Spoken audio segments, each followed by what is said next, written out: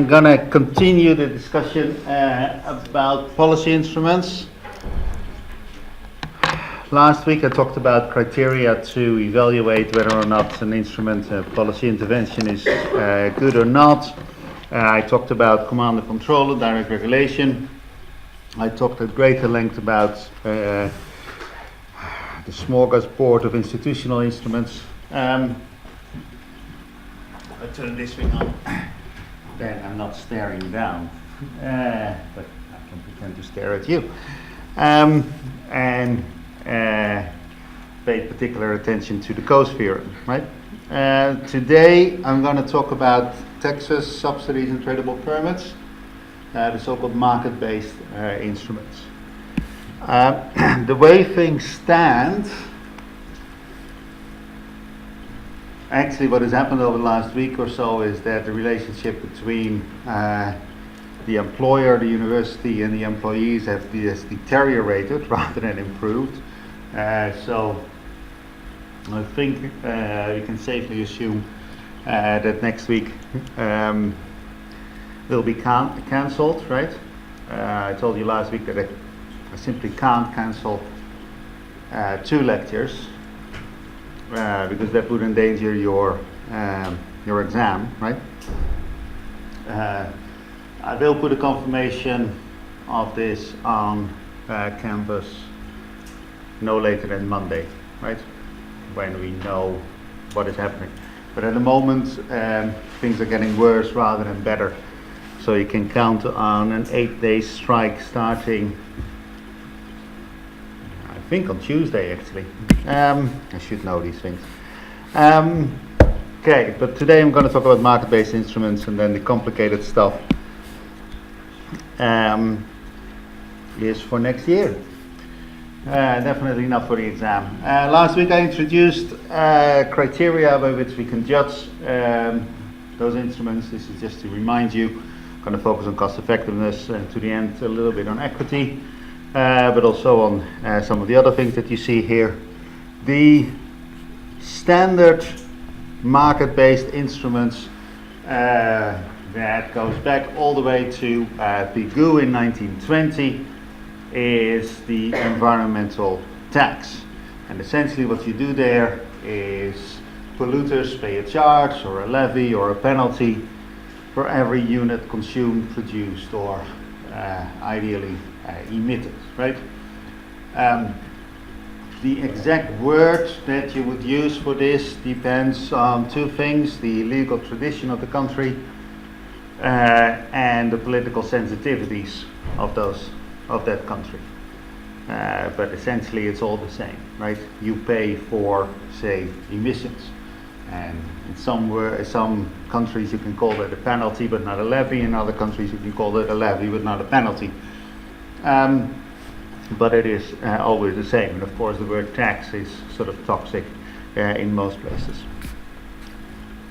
Now what does that do? We've seen this simple cost-benefit diagram before, where in green we're looking at the marginal social losses from emissions, and if there's no emissions there's no losses, but the higher the emissions the higher it is. And then in brown we're looking at the marginal private gains from emissions, where we also said, well, there is actually a point where it doesn't make any economic sense to emit more, right? Because you get tired of making noise, or your house is warm enough and you don't want to heat it further. So there is some sort of point where you stop your polluting activity, or you don't increase your polluting activity. That's the unregulated equilibrium, Q prime. And then we also said that there is an optimum where the marginal cost meets the marginal benefits, and that's Q star. Now, what does an environmental tax do? Essentially, it reduces at the margin the private gains from emissions, because now for every unit you emit, you have to pay, right? That's the tax, that's the penalty. And that means that you would do less, because previously it was free, now you have to pay for it, and therefore you would do less. And what you see is that the brown curve shifts downwards, and it's a strict translation, right? It just shifts downwards and becomes the orange curve, and then we have a regulated equilibrium Q double prime. That's an environmental tax. I also talked about the good taxes, and that is where the polluting activity hits the social optimum Q star. So a Pigoud tax is an environmental tax, but an environmental tax is not a Pigoud tax, right? A Pigoud tax is a very specific environmental tax, namely one that is equal to the marginal damage that is done. So that is how these taxes work. Most of the time we haven't got a clue where the green curve is, right? We talked about that as well. So we impose an environmental tax rather than the Pigoud tax. Right, so far so simple. Environmental taxes are becoming more widespread. And what I have here is a worked example by Frank Convery and colleagues about the plastic bag levy that was introduced in Ireland. And the title of the paper that talks about this is the most popular tax in Europe, question mark. And actually their answer is, they actually don't look at popularity of taxes. They strongly suggest that it is. This plastic bag levy was introduced in the year 2002 for the entire Republic of Ireland, and the levy is 15 euro cents per bag, and this was against the will of the people. Before that, there was a willingness to pay survey. How much are you willing to pay for in the supermarket if it were to charge for plastic bags? And 40% of the people who responded said nothing, right? Plastic bags should be free, as their opinion. And only 8% or so said I'm willing to pay more than 7.5 euro cents. But the levy that was introduced was 15, right? So twice what was asked. But the then Minister for the Environment essentially argued, if we're going to introduce a tax, then it has to be a significant tax, right? And we're not going to charge a very small one that doesn't have any effect. So the minister essentially stuck his neck out politically and said, this is what it's going to be.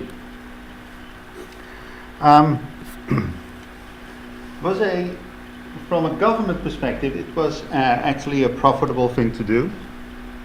The plastic bag levy brought in around 13 million euros a year. It's of course a small sum because it's a small tax, and as you'll see in the next slide, there was a sharp reduction in the number of bags used, but you should of course compare that 13 million to what it cost. Setting up new computer systems and stuff was a ridiculous 1.2 million. They ran an awareness campaign to tell people this is what we're going to do and this is why we're going to do it.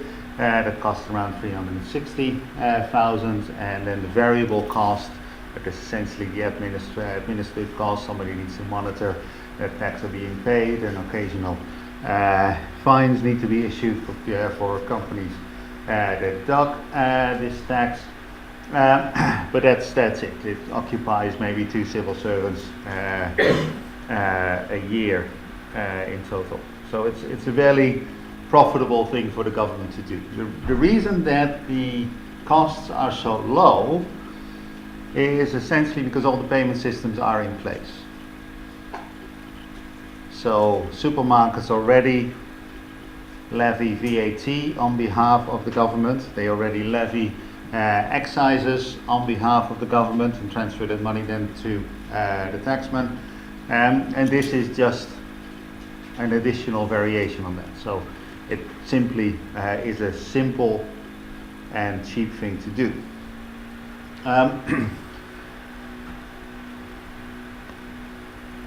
And that is, of course, an attractive property of any intervention, right? That it just doesn't cost a lot. It was also environmentally very effective. The areas where no plastic litter could be found increased by 21%. The areas with little litter increased by 56%. Plastic in household waste fell from around 5% to 0.2%. I think this is by volume.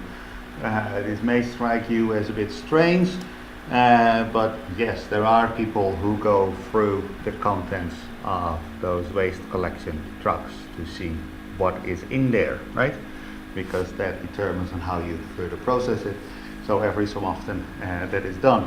So this is a very substantial drop in plastic use, right? A very, very substantial drop in plastic use. Essentially, people switch to paper bags or to bags that could be that have a longer lifetime than non-single-use ones. Retailers were very positive. Essentially, it saved them a little bit on cost. The alternative plastic, the paper bags were actually a bit cheaper, and definitely the switch to multiple-use bags saved them a lot of money. And the public,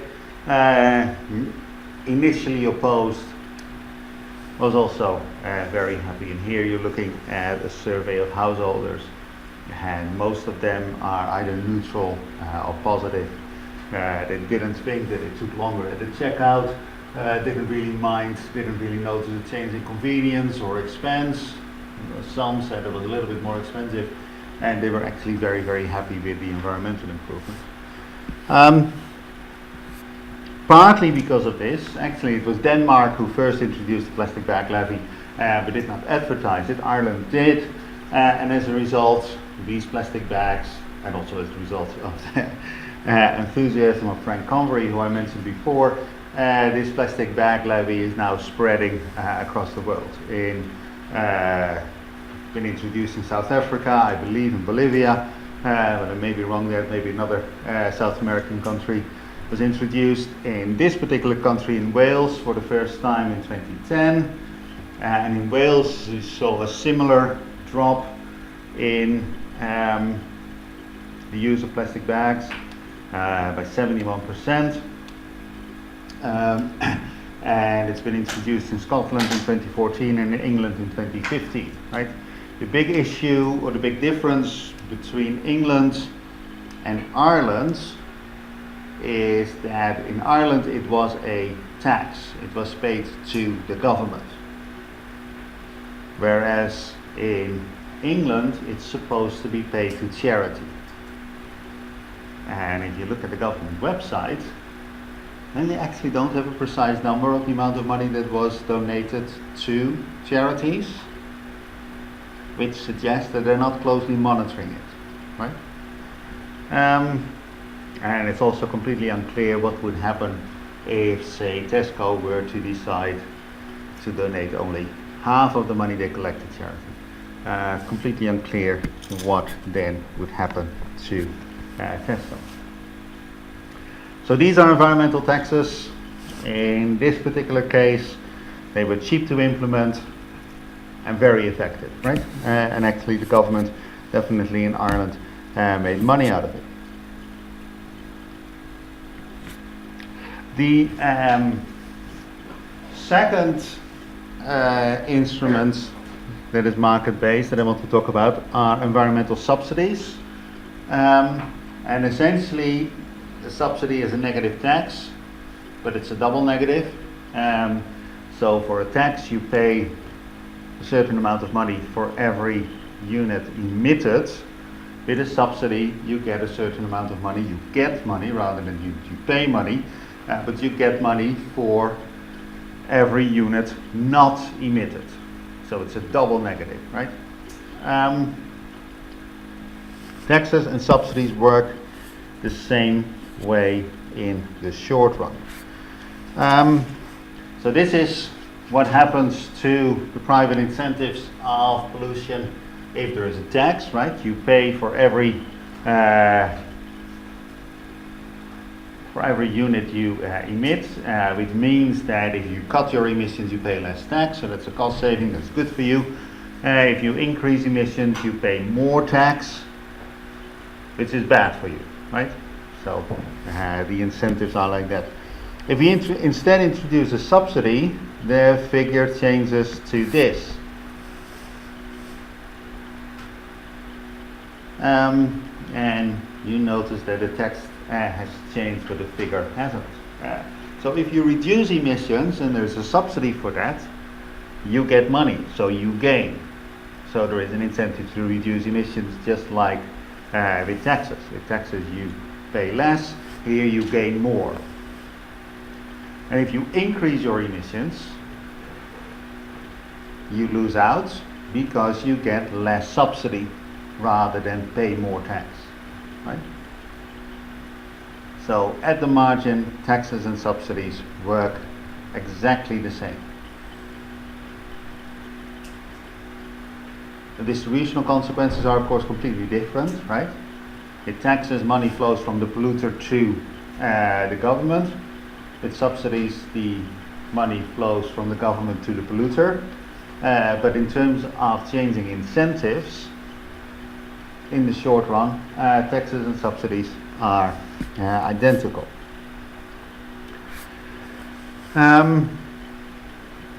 So that is the effect in the short run.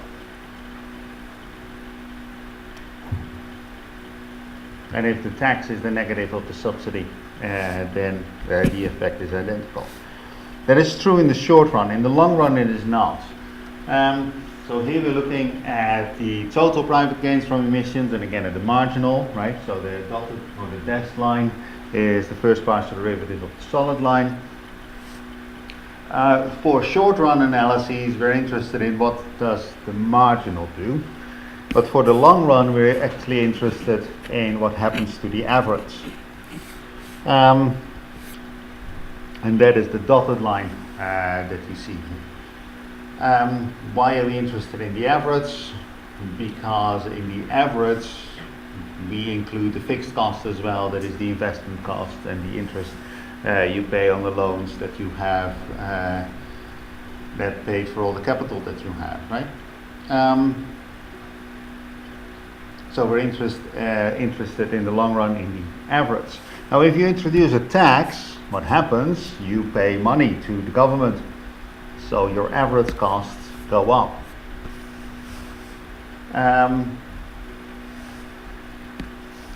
Your average costs go up, yes, and your average gains go down, right?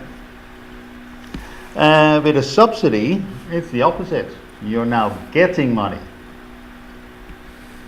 rather than paying money, which means that your average gains go up rather than go down, which means that the rate of return on your investment has gone up, which means that it's more attractive to expand your activity.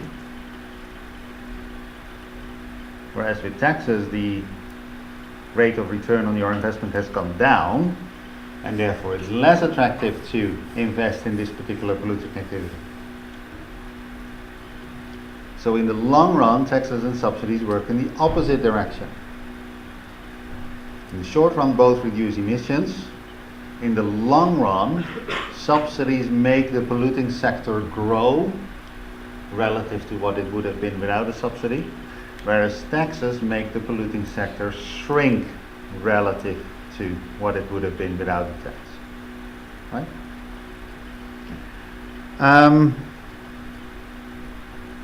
So in the short run, they're the same. In the long run, they are different. And then, of course, I already said that taxes and subsidies have the opposite effect on the budget and on the distribution. Right? This is all fairly straightforward, right? The third instrument are tradable permits. And what happens in tradable permits? The starting point is that the government starts, the starting point is that the government sets an overall target. And that can be a target on consumption or production, but let's assume that it is on emissions. So suppose we're interested in sulfur emissions, the government sets an overall cap of 100 million tons of sulfur emitted each year. That is the starting point. Then the second step is that overall cap is split into, say, 100 million permits to emit 1 ton of sulfur in a particular year. Then those permits somehow get from the government to the polluters, and let's assume that they are given away for free, and every company gets a particular amount of emission permits, that is, it has a particular emission allowance. Now, so far this is direct regulation, right? Simply every company gets a cap on its emissions. But that is where the tradable part kicks in. If a company thinks it has too few permits, that it wants to emit more than it is allowed, then it can buy additional permits from a company that thinks it has too many permits. And of course, that company would demand money for this, and the first company would be willing to pay something for it. Right? That is how tradable permits work. If the market is perfect, then every company pays the same price and every company sells at the same price. And that means that the marginal costs increase uniformly, right? And in that sense, taxes and tradable permits are the same. Yes. Previously, with the tax system, you need to pay a fee to the government for every unit that you emit. Now you have to buy a permit on the market for every unit that you want to emit. That is if you're a net buyer. If you're a net seller of permits, then of course, if you increase your emissions, that means you have fewer permits to sell, and that counts as a cost, right? Whereas with a tax, if you increase your emission, you have more to pay in a tax. So in both cases, your costs at the margin change in the same way.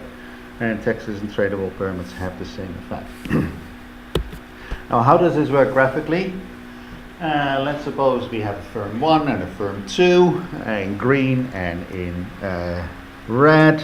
And firm 1, it is more expensive to reduce emissions than in firm 2. And these are the marginal cost of emission reduction, not the total one. Now, let's suppose that initially the government treats them the same, right? So it imposes a cap Q1 on firm 1 and Q2 on firm 2. And those caps are the same, right? So Q1 is Q2. Now, obviously, the marginal costs for firm 1 are P1 and for firm 2 are P2, and P1 is greater than P2, right? So firm 1 pays more at the margin than does firm 2. So what incentive is created here? If they are allowed to trade their allowances, if that is permitted, then firm 1 is prepared to pay P1 if it can reduce its emissions a little bit less, right? That is its marginal cost, so that is its maximum willingness to pay to pollute a little bit more, reduce emissions a little bit less. Whereas firm 2 is willing to accept P2 to work a little bit harder, right? So a mutually advantageous deal can be struck between firm 1 and firm 2. Any price between P1 and P2 is mutually advantageous. Say, you stick it here, I can hardly read. Say it's halfway between the two, then one works a little bit harder, loses something but gets more in compensation. The other works a little bit less hard, saves a lot of money but has to pay some of that in compensation to the other. You have a mutually advantageous deal. So firm 1 works less hard, moves that direction. Firm 2 works harder, moves in that direction. And that continues until the marginal costs are equalized. And this distance is the same as this distance. And that's how the trade works between two companies, right? One moves to the left, the other to the right, until the marginal costs are equal. Total emission reduction is the same, right? Because for every unit that firm 1 emits more, firm 2 emits the exact same amount less, right? So for the total emissions, it doesn't matter. So that is how tradable permits work in theory. Let's look at one example.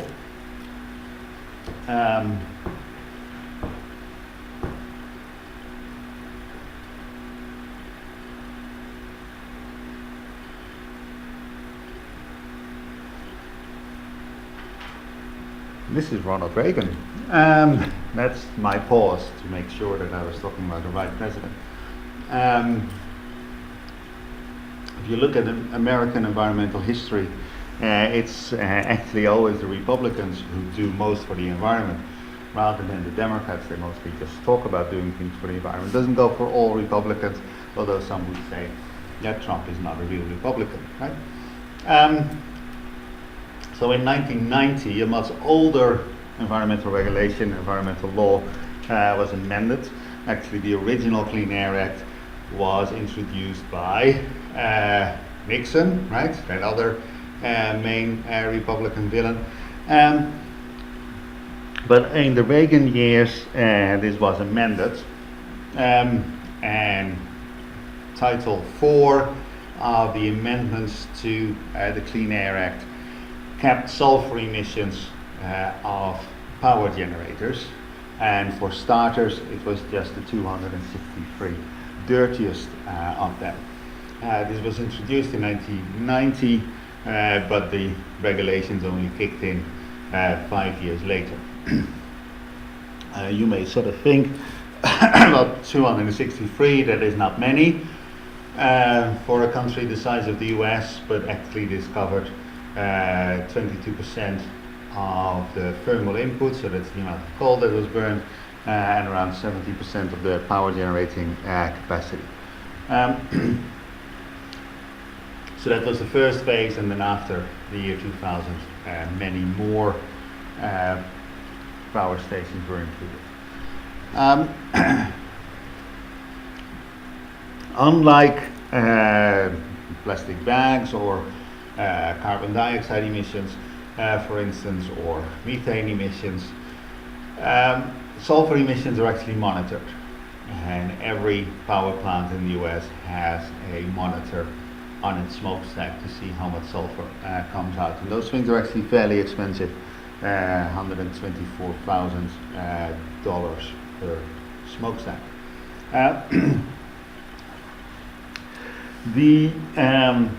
So each of these 263 installations got an emissions cap, but they were allowed to trade these things. And that is one thing. They could freely sell and buy to whomever, not just the 263. And also saw fairly quickly that university professors started buying these things to show them in class, right? This is a bit older, so they were actually paper permits. And some NGOs also bought these things because they thought that the cap was too high and they use this to lower the cap. Not a whole lot, but a little bit. So that is one aspect. The other aspect that was introduced is that you were allowed to bank permits. So if you buy a permit for 1995, you can actually use it in 1996 and in 1997 and so on and so forth. You could save them for later. And this introduces flexibility in the market because electricity use goes up and down with the weather and with a few other things. And sulfur emissions go up and down with the relative price of coal to gas.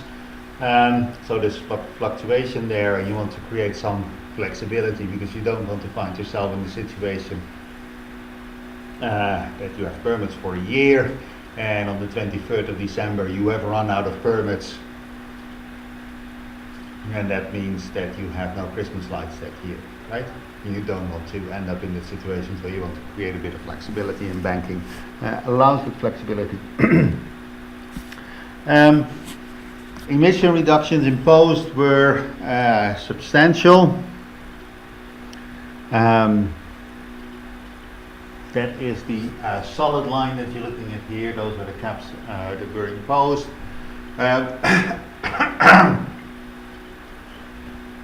Sorry.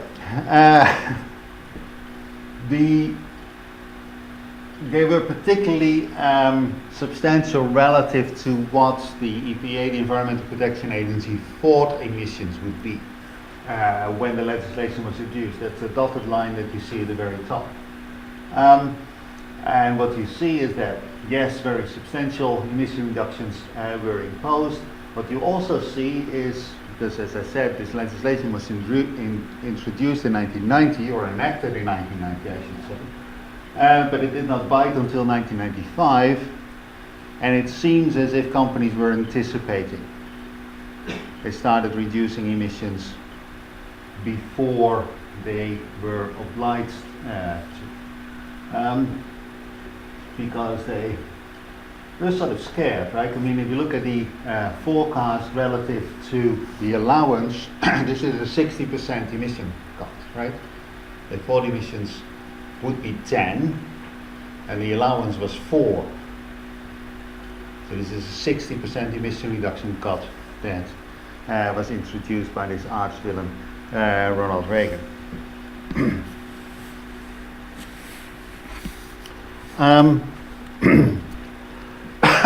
Sorry. This is the actual trades. So the thick line are emissions as they would have been without trade, and then the dotted lines are for the 263 what emissions were. And what you see is that a whole bunch of companies were above the line, that is, they were net buyers of permits, and a whole bunch of companies are below the line, right? And if you do the integral, you actually note that they are the same, right? So there was very substantial trade going on. An intriguing graph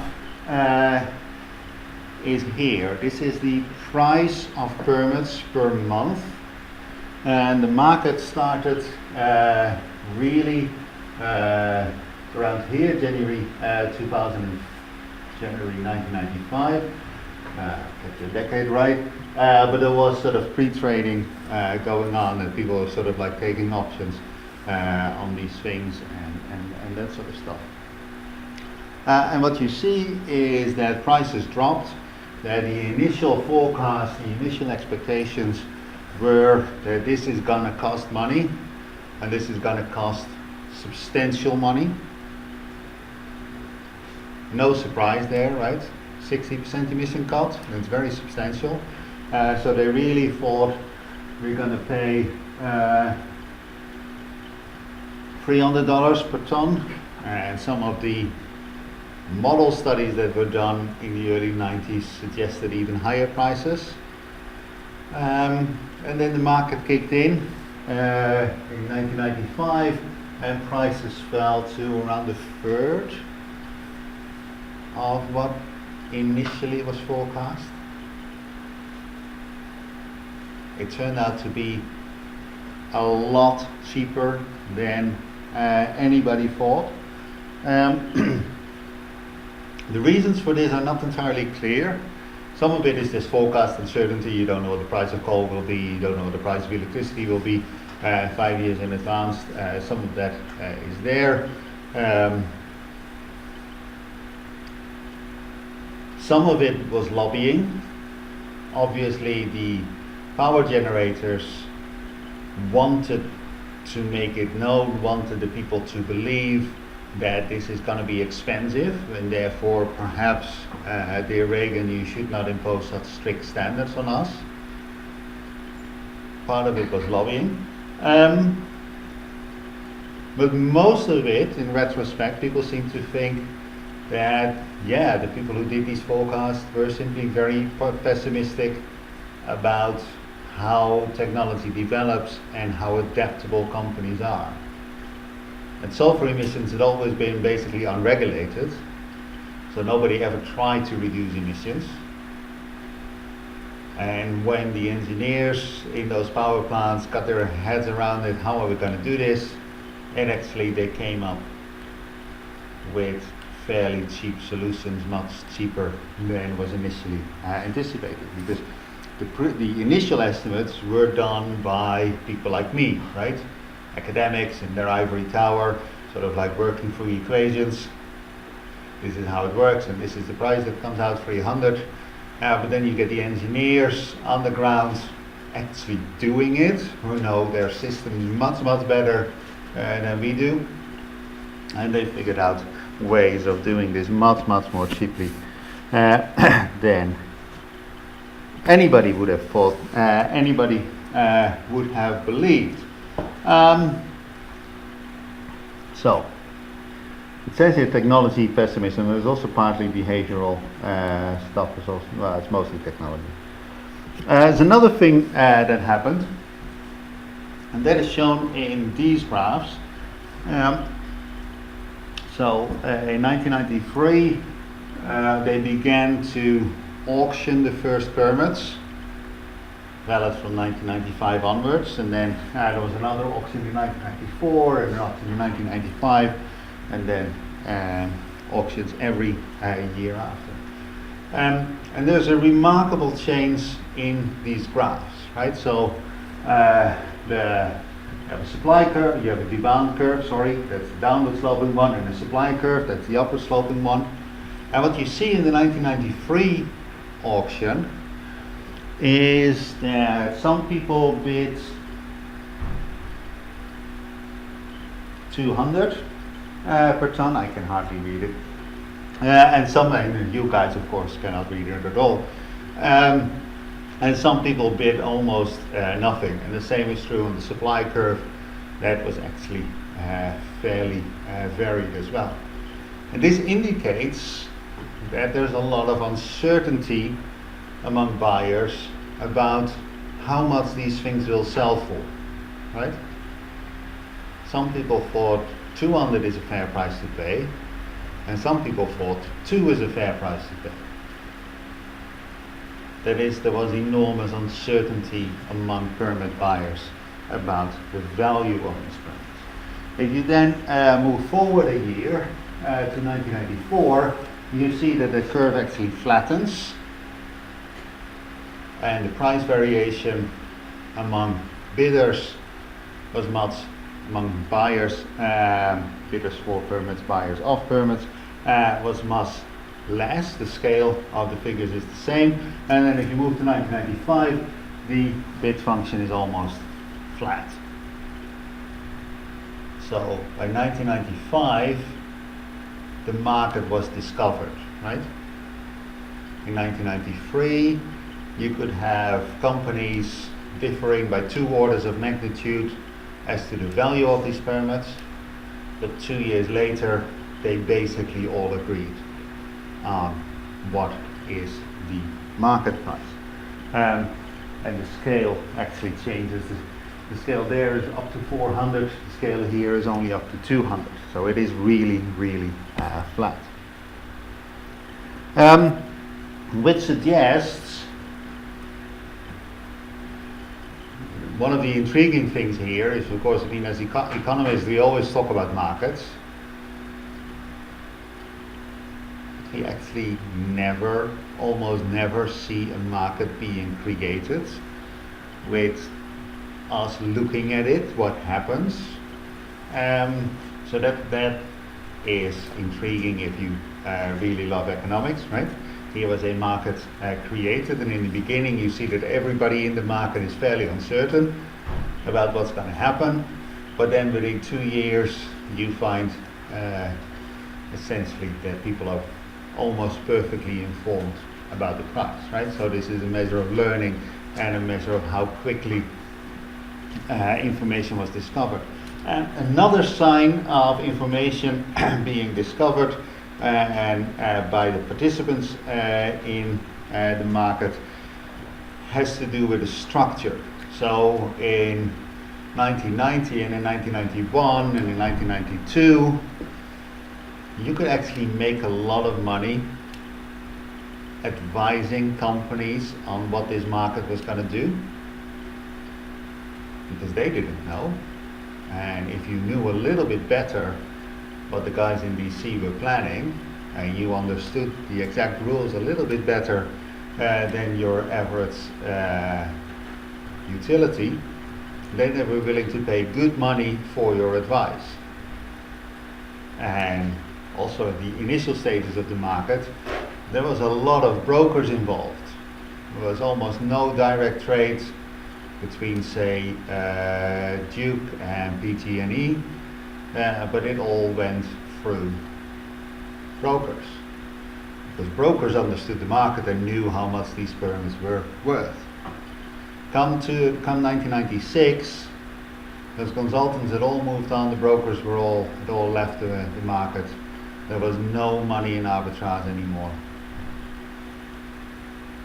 There was no money in information anymore. The market, all the direct participants knew exactly how the market worked and what to pay, where to buy, how much to sell for. So this is true. The suggestion is that markets sort of like can reach this state of perfection within 2 years, right? So the market fictions disappeared fairly rapidly. Now, this success, A, that the market found itself in a relatively short period, and two, I said A, and B, that the costs are much lower than anybody expected, explains why a lot of policymakers and a lot of politicians now really like cap and trade, right? And this explains why this is being used for carbon dioxide and all sorts of other things, right? It turned out to be fairly successful.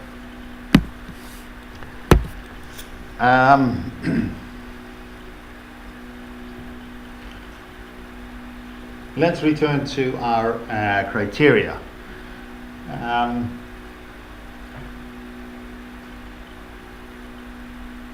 So I'm going to make the point that market-based instruments are cost-effective. And last week I did introduce cost-effectiveness, and I did show Baumol's head, right? So we've seen this.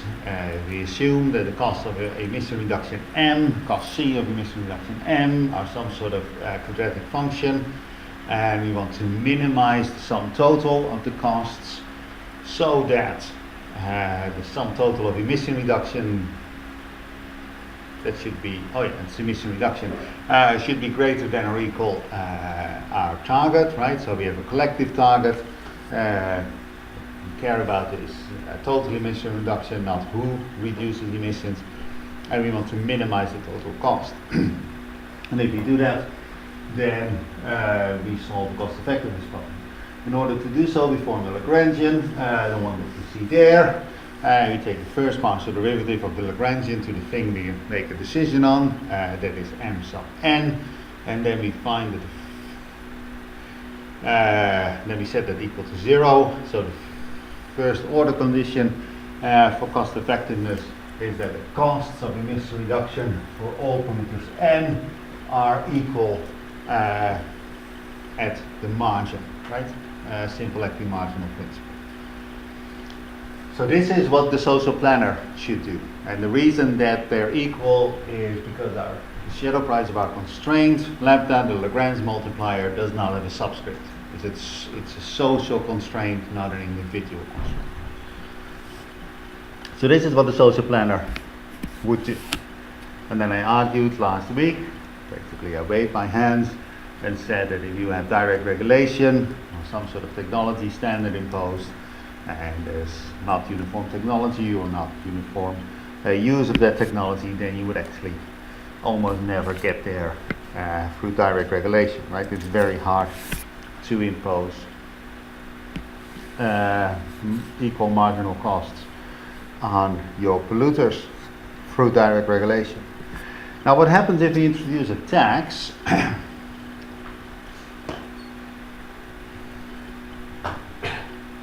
So the costs of emission reduction is still beta m plus 1/2 times gamma times m squared.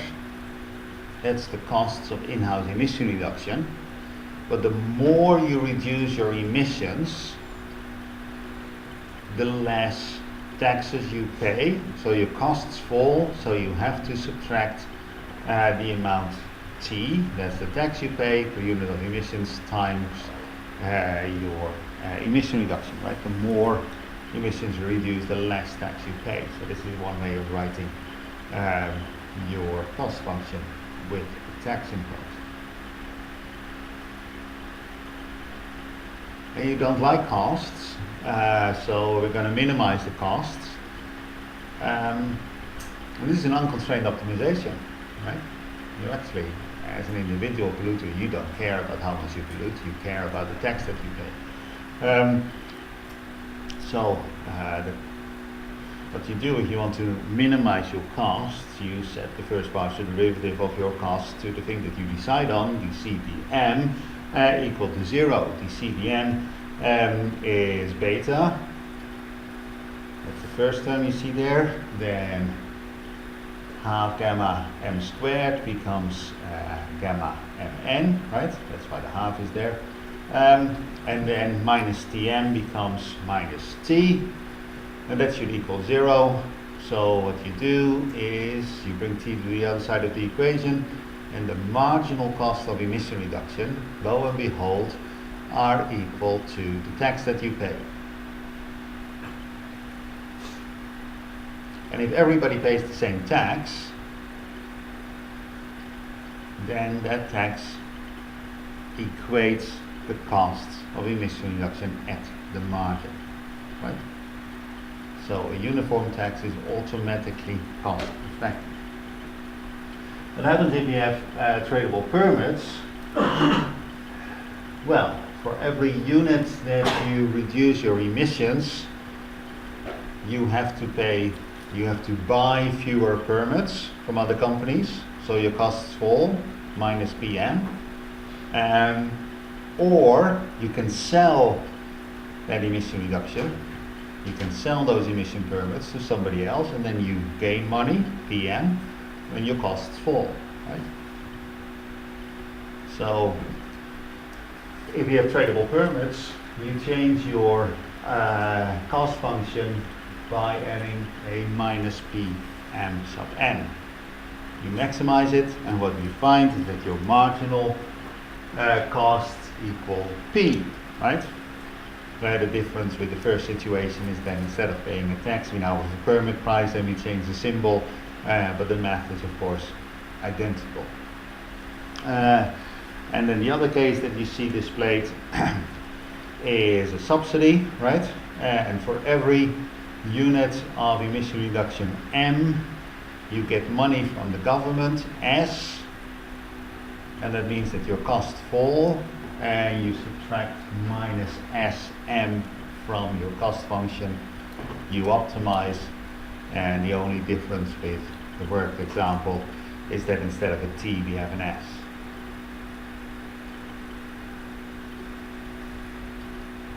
Right?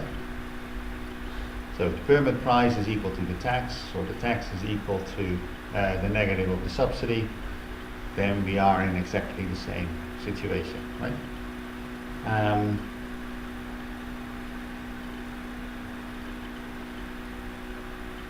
And we are in a situation that as long as everybody gets the same subsidy per unit of emissions, everybody pays the same permit price, or everybody pays the same tax per unit of emissions, then we're automatically cost effective,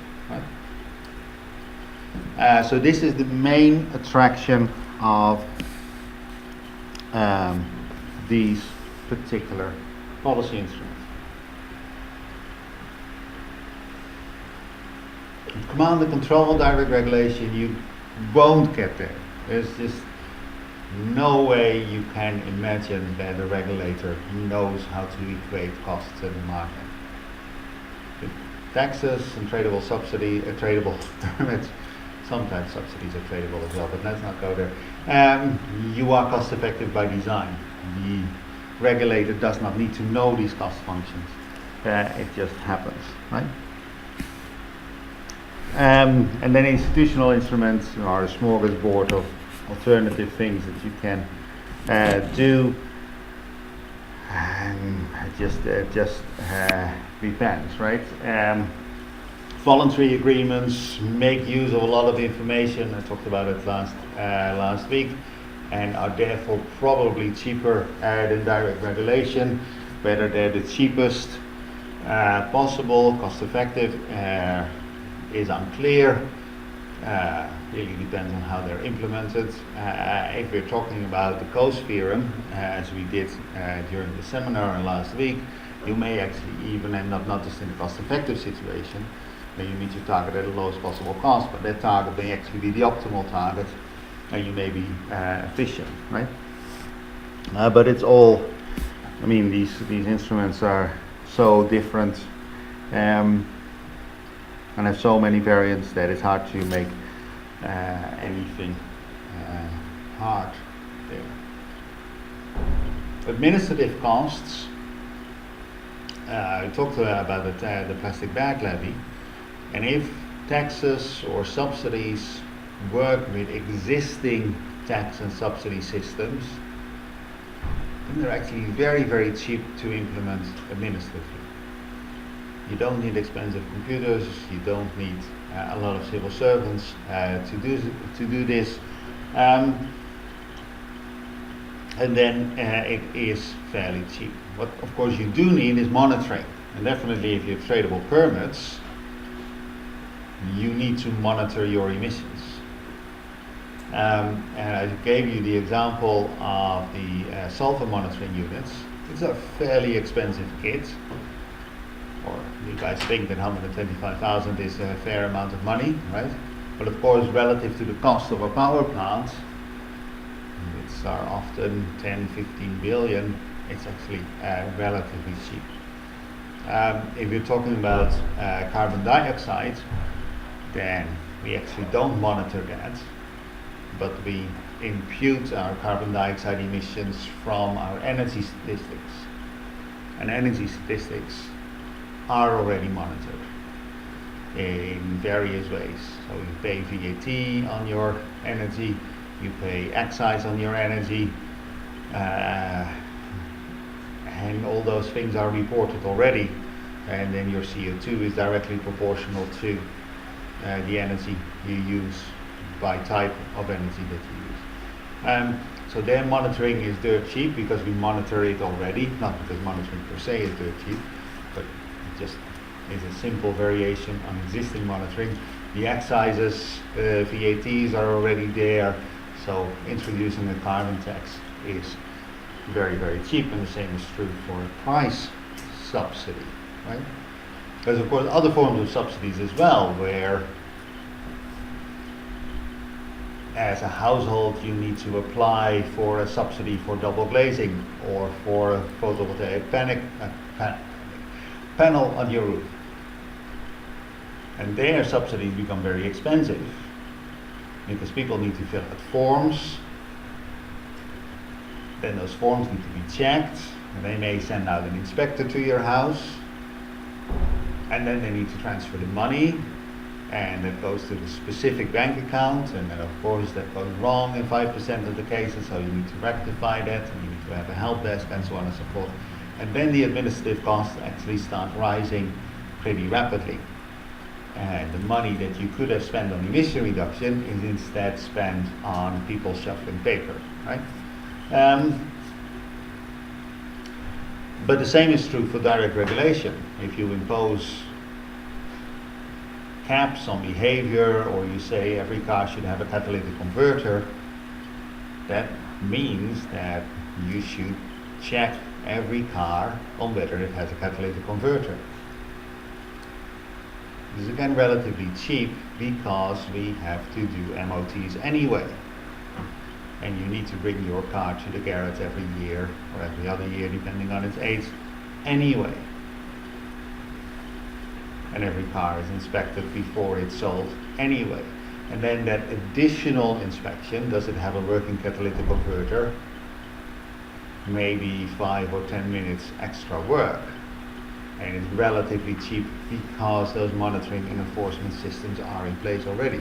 But if you come up with a completely new type of regulation that requires new monitoring and new inspections and new enforcement, then of course it becomes administratively very expensive.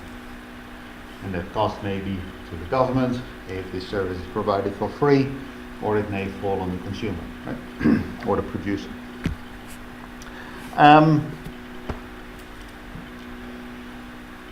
What about the environment? Because that's, after all, why we do this. Good thing about tradable permits is that you have set a cap on emissions. So if we forget about illegal emissions for the moment, then we know the environmental effects for certain, or at least we know the effect on emissions for certain, right? Because that is the cap that you set. If you impose a tax, then you don't know what's going to happen, right? Unless you have a perfect model of how every polluter in your economy is going to respond to the tax that you impose, you don't know what is going to happen with those emissions. So the environmental effect is not known in advance. It can only be predicted in advance. And the same is true for subsidies. You don't know the take-up, you don't know how people will respond. Some subsidies, they run out of the pot of money within the first month. Other subsidies, nobody is interested. Response to subsidies can also be much different than expected.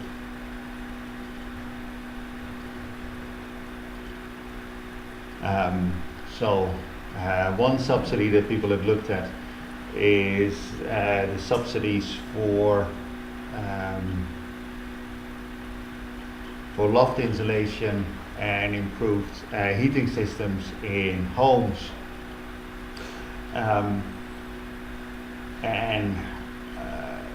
Fairly successful. A lot of people applied for those subsidies. A lot of subsidies were given out, and then a bunch of naughty economists looked at the data and started estimating price elasticities.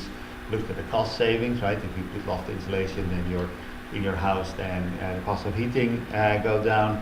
So you actually have an incentive to do it yourself. And in some of these subsidy schemes, it turned out that 70% of the people who got the subsidy would have insulated their loft anyway. And the environmental effectiveness is essentially zero of the subsidy. The subsidy becomes a pure income transfer, but does not change behavior because people would have done it anyway. So the environmental effects of these things are hard to predict, right? So taxes and subsidies, you need to take environmental uncertainty into account. With tradable permits, you don't. The effect on the economy is the exact opposite. With taxes and subsidies, you know the change of the costs at the margin. With tradable permits, you don't, right? Unless you perfectly predict the price of these permits, which you can't. So the good thing about taxes and subsidies is that the marginal effects on the economy are known, so you don't have much economic uncertainty. With tradable permits, you don't, right? So you need to make a trade-off between environmental costs and environmental uncertainty and economic uncertainty. So these things I've just told you, right? Environmental effects of taxes are uncertain, but its marginal costs are certain. The environmental effects of tradable permits is certain, but its costs at the margin are uncertain. And then the question is, which of the two is better? And the answer to that question was given by this gentleman here. He was much younger when he did this. And his name was Marty Weitzman. He died earlier this year in August, if I'm not mistaken, but it may have been, no, I think it was August. So we start with the cost-benefit diagram that we've seen before, right? So we have a cost of emission reduction, and we have damages done to the environment. And what we want to do is either impose a carbon tax, P star, or impose a quantity limit, Q star, right? That is our optimum. Right, so far so standard. Now let's assume that the government, the regulator, doesn't know what it would cost to reduce emissions. And let's assume that there's been lobbyists by industry who have convinced them that emission reduction really is more expensive than it really is. And they think that the marginal cost curve is the red curve rather than the brown curve. And in response, what the government would do if it were to use quantity regulation, it would say, well, this is really, really expensive, so I'm going to allow for more emissions, right? So instead of imposing a cap Q star, we're imposing a cap Q prime. And that cap is too high, we under-regulate. But yeah, if the government believes that and it imposes a carbon pollution price P, and it imposes a price that is too high, right? And it imposes a tax P prime rather than P star, and the government over-regulates. It works harder for the environment than it really does. And my story about government giving into lobbying by industry doesn't hold, and it's really lobbying by environmentalists that the government followed. Now, what is the cost of all this, right? So, if the government makes this mistake, it imposes the wrong regulation, and it uses a quantity instrument, then the welfare loss is the blue triangle that you see, right? So there's under-regulation, so there's the area under the green curve, that is the additional cost to the environment. So that runs from here up to there, then up and down. But of course the polluters face lower costs, and that's the area under the brown curve, and that is that trapezium that you see there, and the difference is the blue triangle. So that is the social welfare loss of under-regulating price instruments. The welfare loss if we over-regulate with a tax is the pink triangle. So the environment benefits, that's the area under the green curve, because environmental regulation is more stringent.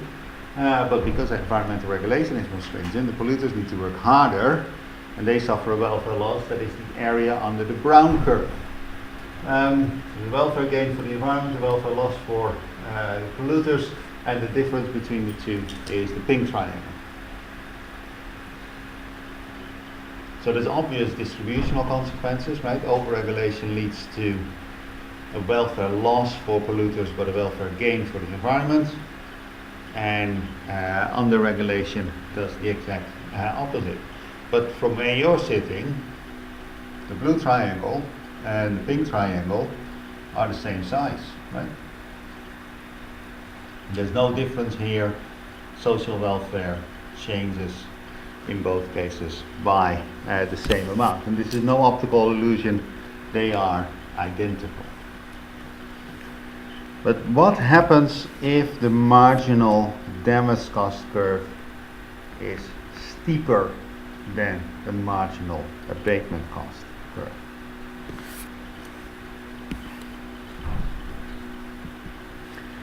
Then the blue triangle shrinks and the pink triangle grows, right?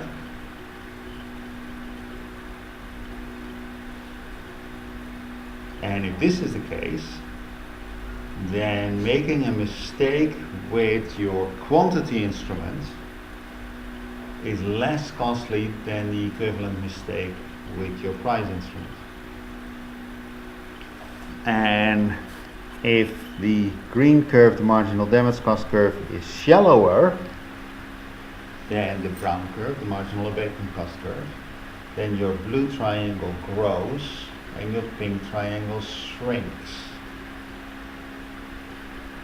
And mistakes with quantity instruments are more costly than mistakes with price instruments,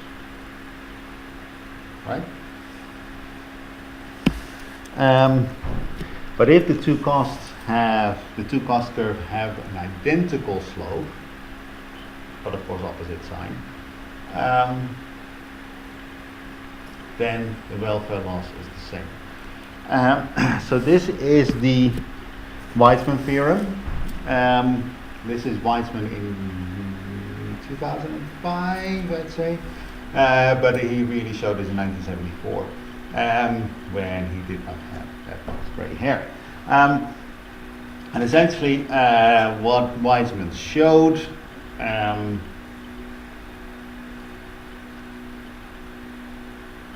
a much more general way than what I just did, is that if the marginal damage cost curve is less steep than the marginal abatement cost curve, then mistakes with price instruments, like taxes, are less costly than our mistakes with quantity instruments, so the tradable permits. And if the marginal damage cost curve is steeper than the marginal abatement cost curve, then it's the opposite. Then it's the other way around. And that tells you something about how you would choose between tradable permits and taxes, right? You need to know something about the costliness of mistakes. You need to know something about the slope of your cost curves. So if you take a problem like climatic change, where climate change depends on cumulative emissions over decades and centuries, it depends on cumulative emissions over all countries in the world, then changing your emissions between two elections in the smallest country like the UK does not really affect climate change, and therefore does not really affect the benefits of reducing your emissions. So that curve, the benefit curve, is flat, very, very flat, right? Because you do not really affect the problem. Whereas your cost curve is fairly steep. If you cut your emissions by 10% rather than by 5%, or by 20% rather than by 10%, you see a real change in your costs. So in a situation like that, where you sort of have this stock variable that accumulates over the globe and over time, you really want to go for taxes rather than tradable permits. Because with taxes you know the costs with relative certainty, whereas the benefits are hardly any in the first place, right? Whereas if you have a very steep damage curve, That is,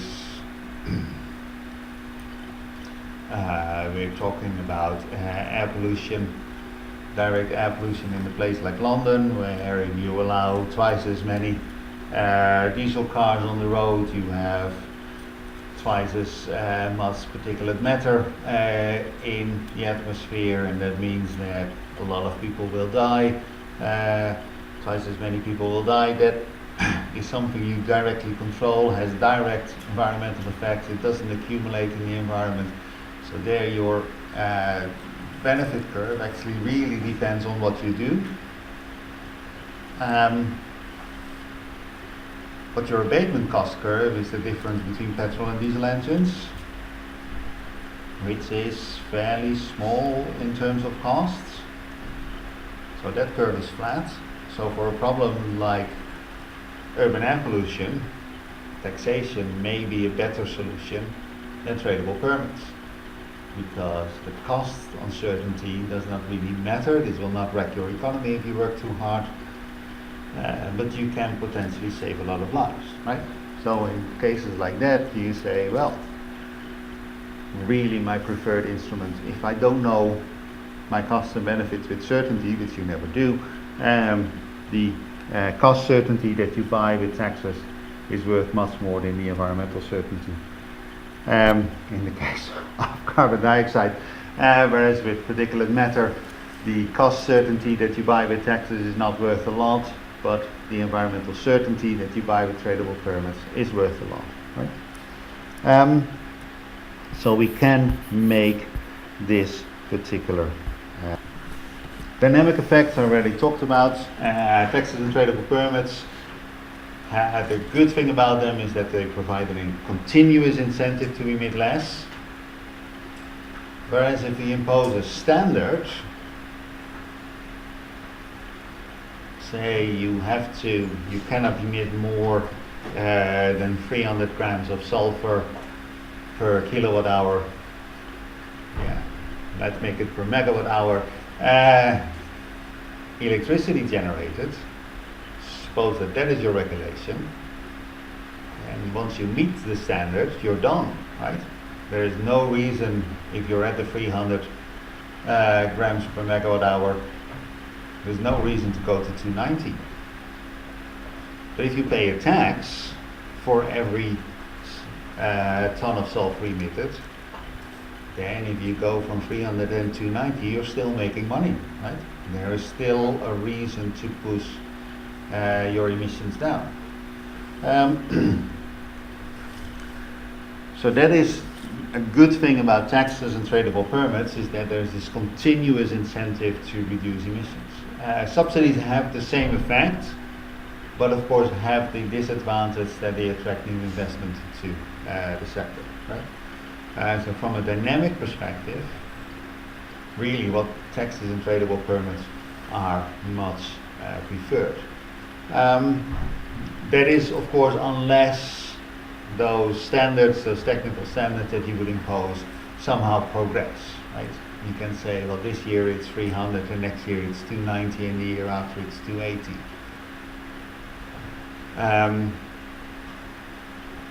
But then still, once they hit the target, they've hit the target. Some instruments are more flexible than others. And why would you want to be flexible? Because you learn new things, right? It may be that this year you think that acid rain is a big problem, but 10 years later you may have changed your mind because new research has come to light, right? And that definitely happened with acid rain. In the 70s, people thought that all the forests were dying because we put too much sulfur on. By now we have learned it is because they did not have enough water. That is why the trees were dying, not because of the sulfur we put on. So we want to be more relaxed about acid rain policy now than we would have been in the 70s and 80s. But it, of course, can also work the other way around. What we've seen over the last couple of years is that 5 years ago, nobody was worried about plastics and microplastics in the ocean. And the more we look at it and the harder we look at it, the more plastic we discover, not just in the ocean, not just in the surface ocean, but also in the deep ocean, not just in the coastal oceans, but also far out in the Pacific and in the Antarctic. And we see that it's not just in the lower animals and plants, but it also ends up in top predators like ourselves, right? That those microplastics are now also finding their way into your gut, right? And over the last 5 years, we have become much more concerned about plastics than we used to be. And that means that you need to strengthen your policy. You need to make it more stringent, right? And therefore, your policy instruments need to be flexible. Now, the problem here is none of these instruments are particularly flexible. That is, or they're flexible in one direction. Everybody cheers when you reduce the taxes, right? Nobody's happy when you increase taxes. Everybody cheers when you reduce technical standards, but nobody's happy when you make them more stringent, and so on and so forth, right? It's the public resistance is in one direction, but not in the other. Tradable permits here do have an advantage, because essentially government announces the total cap, and it can do two things. It can release additional permits if environmental policy was initially too stringent, then it can simply start auctioning more permits and nobody much will protest. But what the government can also do, if it's really seriously concerned about this, is it can start buying back those permits that it previously released and retire them, not use them, right? So that is actually a flexibility that you have with tradable permits that you don't have necessarily with other policy instruments.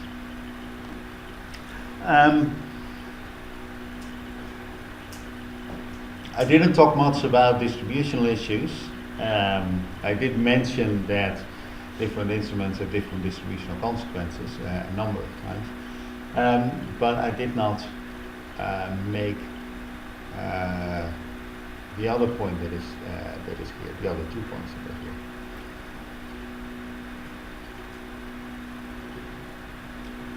So what happens if you introduce environmental policies? Essentially, you're making things more expensive.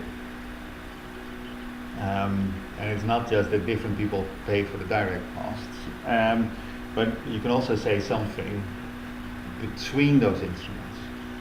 So if your environmental policy is more expensive than it need be, that is, you use direct regulation rather than taxation,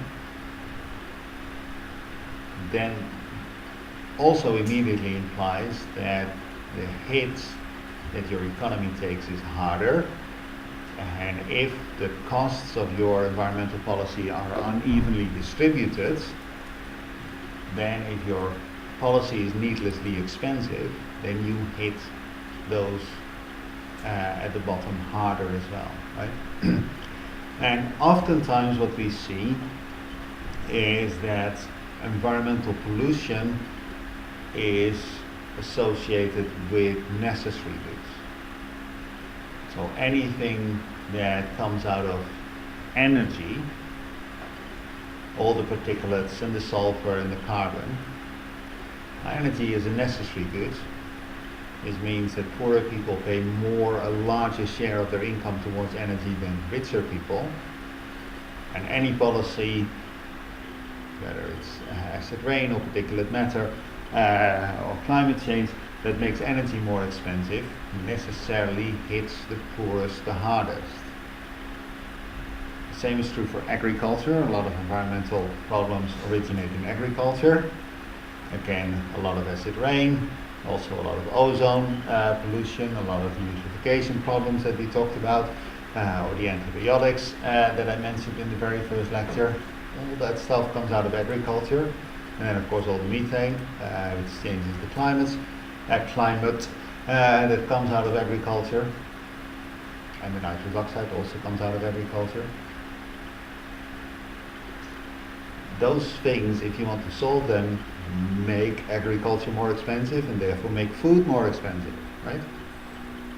And again, food is a necessary good, and if you make food more expensive, then you hit the poorest the hardest, right? Necessarily.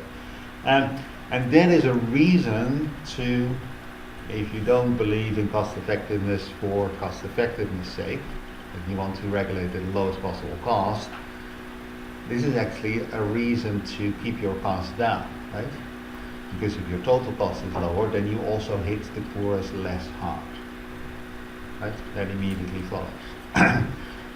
So if you don't think that cost effectiveness is particularly important, you may think that equity is particularly important, and that is another reason to keep your costs down. Now, final remark here in favor of taxes and tradable permits is that if you implement your environmental policy through a tax, that means that the government has tax revenue, and it can use that money to compensate the losses, right? So if you impose a tax on agricultural products because you're worried about eutrophication, that is too much nutrients in the water and the groundwater, you solve that through a tax on farming, and immediately you drive up the cost of food.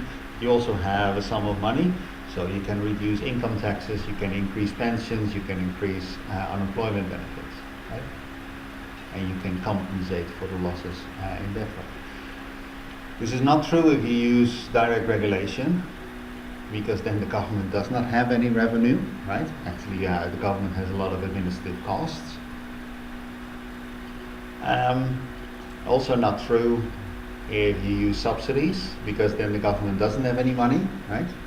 And with tradable permits, it depends on how you got those permits to your polluters in the first place. And sometimes, or I should say oftentimes, those permits are given away for free.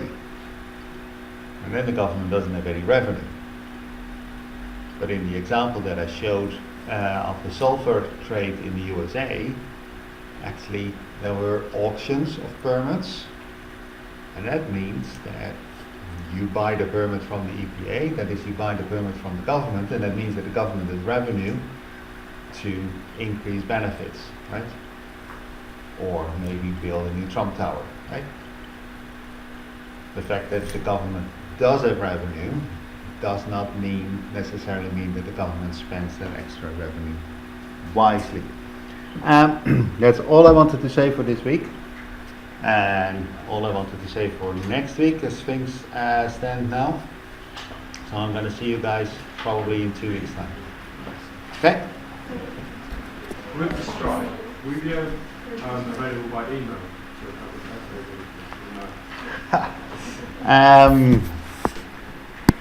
I think I made it clear that strikes are terribly unfair on you guys, right? Yeah.